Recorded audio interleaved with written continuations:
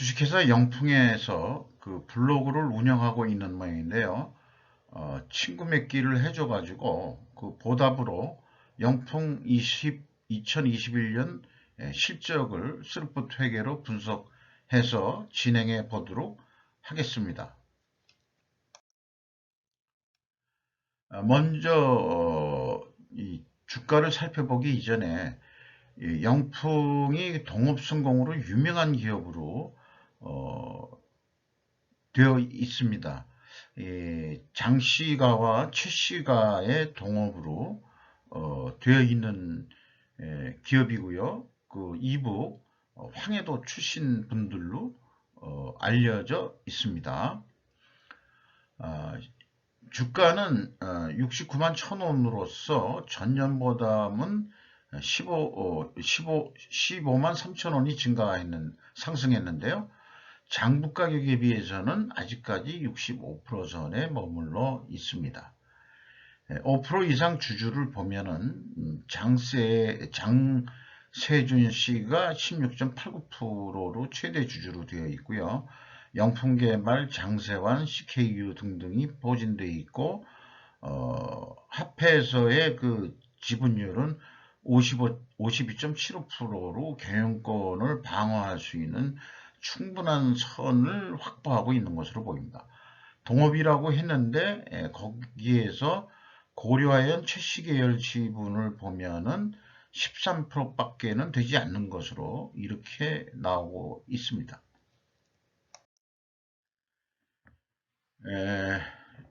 손익 내용을 보고서 느낀 것은 비철금속 LME 가격이 급상승했는데 어떻게 영업손실이 발생했을까? 그런 궁금증이 나오게 됩니다. 고려아연을 이미 분석을 해본 입장이기 때문에 약간 그 동종업종이라고 그러자면은 성격은 좀 다르게 되어 있죠. 고려아연은 종합비철이라고 볼 수 있으면은 영풍은 아연에 집중된 기업이라고 볼 수 있겠습니다. 매출이 1조 3천억 원을 했는데 전년보다 8.2% 증가했지만 매출 재료비가 1조 원으로서 전년보다 무려 35.3%가 증가했습니다. 이래 가지고는 이제 이익이 날 턱이 없는 거죠. 그래서 스루프순 33.8%가 감소했고 스루프율로는 무려 15.2%가 하락했습니다. 운영 비용을 줄이기는 노력을 했죠. 10.6%면은 이것도 엄청 줄이려고 노력을 한 결과일 거라고 생각합니다. 그 결과 TOE 생산성은 0.78로서 급락을 해가지고 0.27포인트가 하락했습니다. 뭐 거의 추락한 선이라고 볼 수 있겠습니다. 영업 손실은 916억 원이 나왔고요.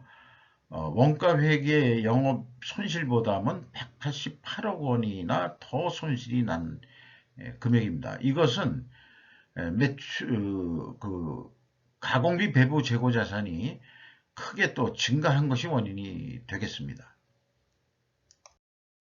재고 내역을 보면은 맨 밑에 평가 충당금이라는 것부터 먼저 말씀드리면요. 고려 아연을 분석하면은 재고자산 매출원가 회계 투명성의 모델 기업으로 스카이 홀딩스가 선정한 기업입니다. 고려 아연은 근데 재고자산 평가 손실 작업을 하지 않습니다. 비철 금속이기 때문에 그건 상식적으로 저도 그거는 공감을 크게 하는 부분입니다.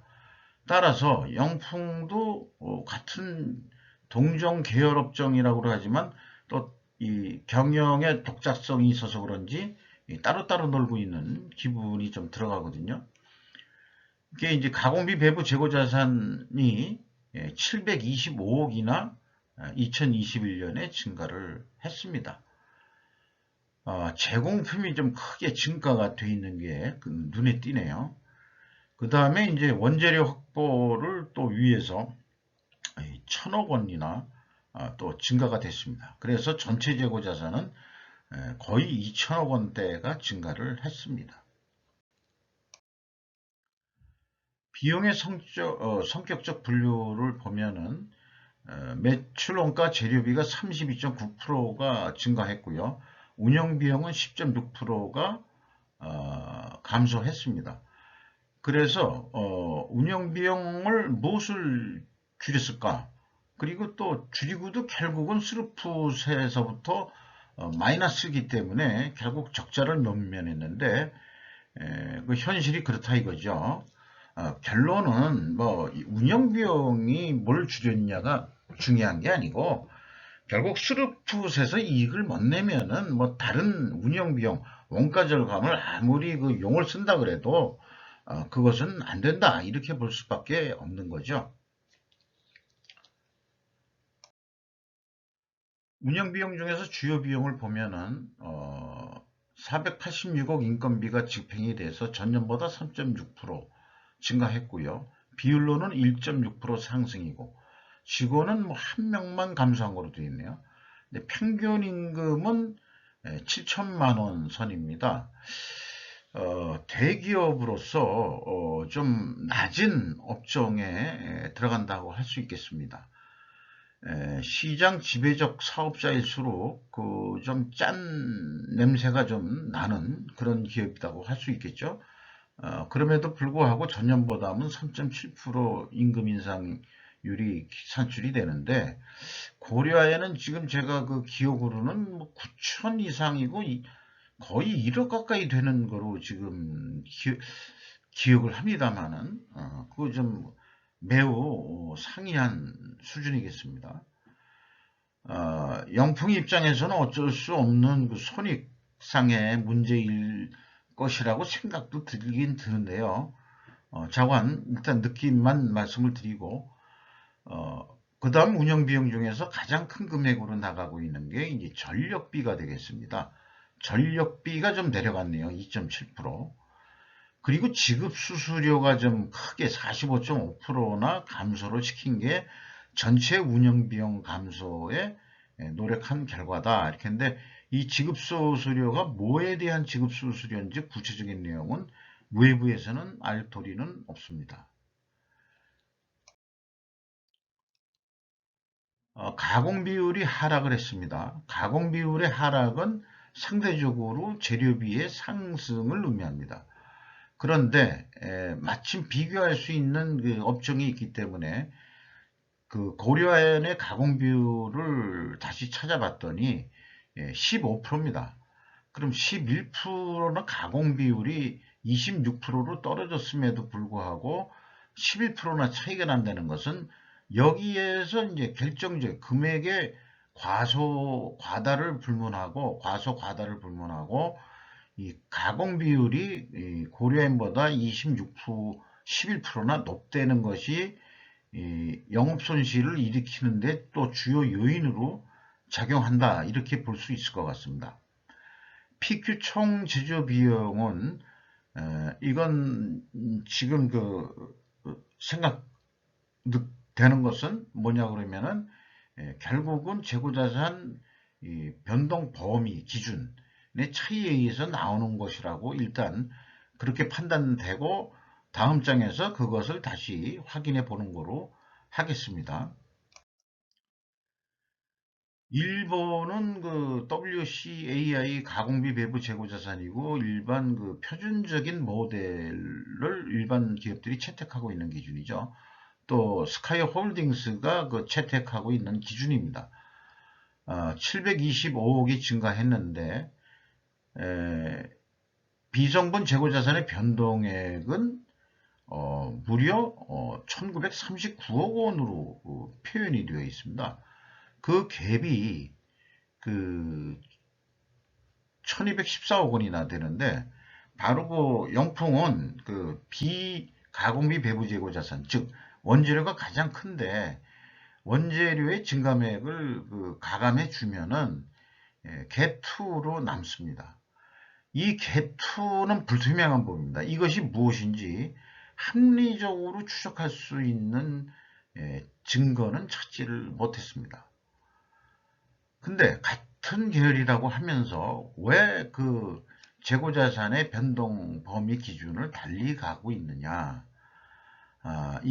저는 그 전체 재고 자산을 기준으로 가져가는 기업들이 불합리한 기업이다. 이렇게 판단하고 있습니다. 굳이 평가 손실 작업을 해서 재고 자산의 가치를 추리할까라는 게 아까 그 앞장에서 말씀드린 내용의 연장성산에서 추가 발언인 거고요.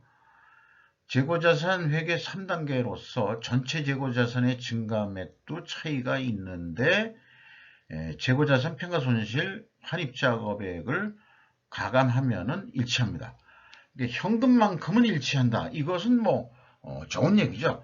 최하 현금 기준으로는 일치해야 될 것입니다. 어느 정도 재고자산 매출원가 회계 투명성은 완벽하진 않지만 입증이 된다 할 수 있겠습니다. WCAI 회전율 하락은 원재료 가격 급등과 TOE 생산성 하락은 판매 가격 하락으로 입증되어야 그 투명성 가정이 입증될 것이다 하는 얘기고요.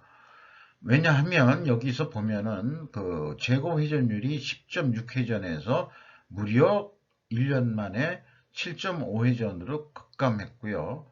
TOE 생산성도 급감했습니다. 이렇게 동시에 마이너스면은 재고자산 회계 투명성은 투명하다 이렇게 가정하는데 회사로서는 다 이게 두 개가 플러스가 나와야 그 이익을 날 때 얘기가 되는 거겠죠. 그래도 이거는 입증을 해봐야 된다 이런 얘기입니다. 그리고 임팩트 미래 가치는 무려 53%나 내려갔습니다. 주가 하락 요인으로 작용하는 요인입니다. 총자산 회전율은 52%로서 전년보다 조금 내려갔지만 자신의 능력을 반 정도밖에는 발휘하지 못하고 있다. 근데 이것도 왜냐하면 비유동자산의 규모 중에 그 종속기업 투자 금액이 많아서 순운전자본의 그 가동률 정도로 보면 될 것 같습니다. 0.52라는 수치가요. 매출 채권에 대한 수금 속도가 좀 떨어졌지만 재고 회전율에 보다는 더 2배 이상 빠른 상태죠. 이런 것은 시장 지배적 사업자로서 그 거래처가 뭐랄까요, 그 좀 성금을 받고 파는 기업도 많다. 이렇게 해석이 가능한 거죠. 매입 채무에 대한 것은 또 떨어졌습니다. 지급 속도가. 이것은 좀 바람직하지 않은 경영성과라고 할 수 있겠죠. 근데 제가 알고 있는 지식으로는 제품 판매 가격은 국내에서 그 시장 지배적 사업자라 하더라도 맘대로 휘두르는 것이 아니고 정부 승인을 얻어서 LME 연동에 그 했던 거로 요즘은 뭐 자율적인지는 어떤지는 잘 모르겠습니다만 요즘 우리나라가 그 무역이 개방이 되면서 국제 경쟁을 해야 되기 때문에 LME 연동으로 하고 있는 것으로 알고 있습니다. 그리고 또 원재료 가중평균 인상률은 54%로 산출이 됩니다. 제품 가격은 그 25%가량이 상승을 했고요. 원재료 가격은 그 가중평균은 이거를 잡기가 좀 용이했습니다. 업종이 단순해서 그 이 원재료 가격 상승률을 매입액에 곱해가지고 인상 금액 가중을 시켜서 가중평균 인상률을 산출했는데 평균을 보면은 54%가 인상이 됐다. 그래서 어느 비교보다도 그 인상률 적용은 그 합리적으로 적용을 해볼 수 있겠다. 그래서 어떤 그 미래 가치를 산출하는데 시뮬레이션 게임에 리즈너블한 그런 그 인상률을 적용해서 한번 게임을 해볼 수 있겠다. 그런 생각을 하게 됩니다. 원재료 인상률보다 제품 가격이 상승하지 못한 것이 주요 원인이긴 하지만 앞서 언급한 가공 비율이 KG라고 제가 표현했습니다. 고려인보다 높다. 이게 이제 현실적으로 나온 거고요. 수르풋률이 목표치보다 실적은 15% 떨어졌다는 게 시뮬레이션 계획 목표하고 실적하고의 어떤 차이가 되겠습니다. 이 표를 만들어내는데 제 안 돌아가는 머리로 끙끙거려서 간단하게 어떻게 만들어 볼까 생각을 해본 거죠. 이게 스루풋 사고방식으로 하는 겁니다. 원가 회계를 떠나는 얘기입니다. 그래서 이게 간단하게 할 수 있다는 거죠. 이 스루풋 회계의 장점은 제조 원가 산출할 시간을 기다릴 수가 없습니다. 의사결정은 빠른 시간에 해내야 되는 거죠. 상황을 보고서. 그래서 스루풋 회계를 제가 계속 강조하는 것이고요. 의사결정은 스루풋 회계로 의사결정을 해야 된다는 것을 강조 한번 다시 드리고 싶습니다. 2020년은 실적을 그대로 가져옵니다. 스루풋률이 39% 나왔는데 이게 적자란 얘기죠. 근데 21년도 목표를 더 올릴 수는 없을 거고 그냥 그대로 가져간다고 했을 경우에 원재료 가격이 54% 증가를 했으니 우리가 얼마를 팔아야 되겠느냐. 그러면은 1조 8천억, 1조 9천억 정도를 매출을 해야 된다. 이런 얘기가 되는 거거든요. 여기에서 이게 그러면은 그 제품 가격이 25%뿐이 안 올랐는데 54%가 원재료 가격이 상승해서 가공 비율을 생각해 준다 그래도 뭐 잠깐 그 가공 비율은 여기서 좀 뭐 그건 제조원가 개념으로 생각하는 거지만은 그게 좀 실질적으로 보면은 이렇게 계획을 세웠다 하더라도 실적은 1조 3천억을 해가지고 8% 가격 인상한 꼴밖에는 되지는 않았습니다. 근데 이게 이제 좀 문제가 되는 것 같아요. 그리고 C플랜으로 손익분기점 방식으로 접근하는 건데요.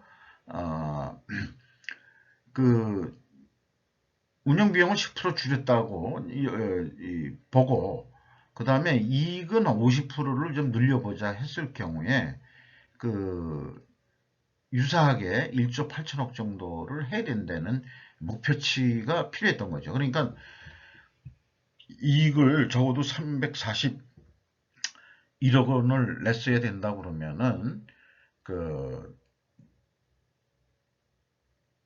1조 3천억 판매가 아니고 2조 8천억 원은 했어야 된다. 뭐 이런 얘기가 되겠습니다.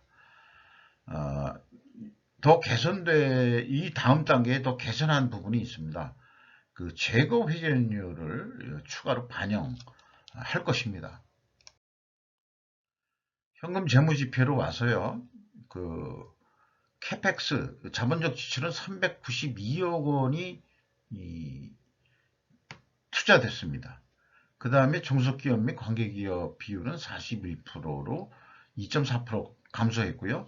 세후 현금 순이익은 319억 원으로서 전년보다 4.9%, 5%나 떨어졌습니다.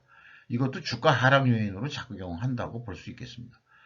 채권자한테 1,390억 원을 추가로 차입해서 레버리지율은 9.6%로 상승했습니다. 주주잉여 현금으로는 100% 이익배당으로서 ROE 0.9%로 해당되겠습니다. 배당률이 매우 낮다고 볼 수 있겠습니다. FEM 최종 1,543억 원의 현금이 유출이 됐습니다. 현금 버퍼율은 25.8%로요. 떨어졌지만은 부족하지 않게 보유하고 있습니다. 이 정도 금액이면은 매입 채무 지급 속도를 더 빨리 해줘도 충분할 여력이 있다고 판단이 됩니다. 이익 잉여금은 16,581%로 좀 떨어졌습니다. 자본 성장률은 무려 165배 성장을 했습니다. 근데 전년보다는 좀 떨어진 거죠.